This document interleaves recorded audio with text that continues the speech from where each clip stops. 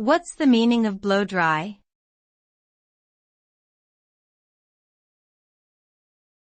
Blow dry.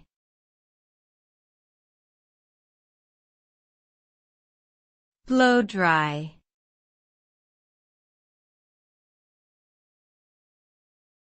Blow dry.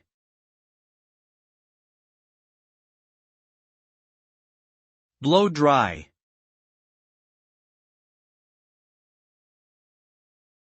Blow dry refers to the process of using a hairdryer to dry and style one's hair.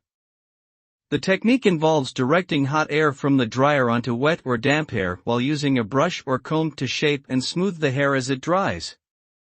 Blow drying can be done at home using a handheld hairdryer or by visiting a salon where the process can be performed more professionally.